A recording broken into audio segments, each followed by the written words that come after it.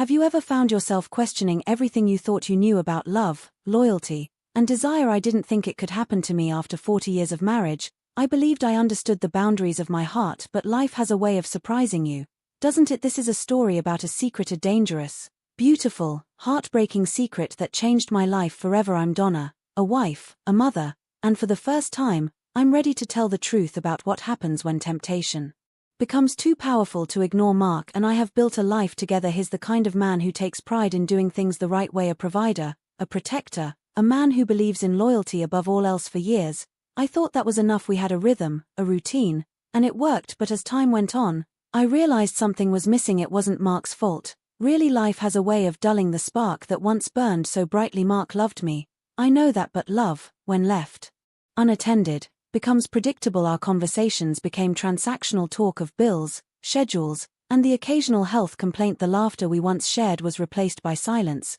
and though I still cared for him deeply, I couldn't help but feel invisible, as though I had become part of the furniture in my own home. Then there was Ethan, Mark's oldest friend. Ethan had always been part of our lives, a familiar face at holidays, a warm presence at our dinner table. He was charming in a way. Mark wasn't effortlessly confident, with a spark in his eyes that made you feel seen. I had always thought of him as Mark's friend, nothing more, until one evening everything changed. It was a dinner at our house. Mark was in the kitchen pouring drinks while Ethan and I sat in the living room. Our conversation turned unexpectedly personal. He asked about me, about my dreams, my passions. It had been years since anyone had asked me those kinds of questions, and I found myself opening up in a way I hadn't in decades. Looking back, I realized that was the moment the shift began. The way he looked at me that night, curious, attentive, it was as though he could see the parts of me I had forgotten, and for the first time in years, I felt alive. I told myself it was harmless after all. What could possibly happen? Ethan was Mark's best friend, and I was a devoted wife. But over the weeks that followed,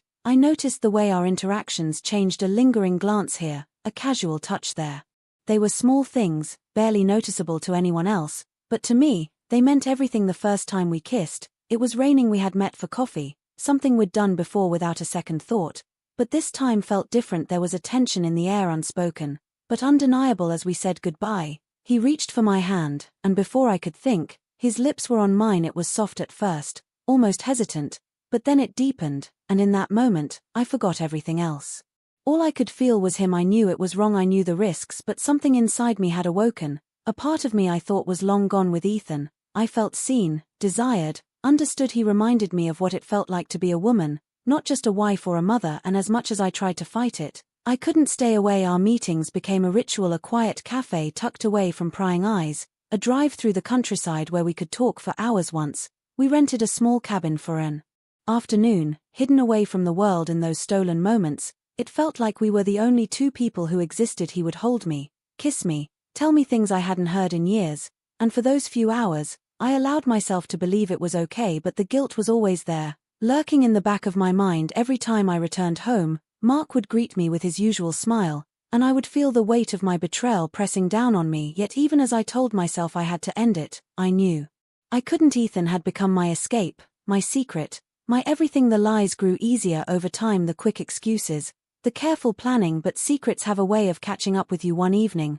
Mark mentioned Ethan in passing, something about how grateful he was to have a friend like him. His words cut me to the core. Here was this man, my husband, who trusted us both completely, and we were betraying him in the worst possible way. I began to wonder, was it worth it? The passion, the excitement, was it worth risking everything I had built over a lifetime? And yet, even as I asked myself that question, I knew I didn't want to stop, because with Ethan, I had found a part of myself I thought I had lost forever. This is my story, a story of love, desire, betrayal, and the choices that define us. If you've ever found yourself questioning the lines between loyalty and temptation, I hope my story resonates with you. Life is complicated, and the heart doesn't always play by the rules.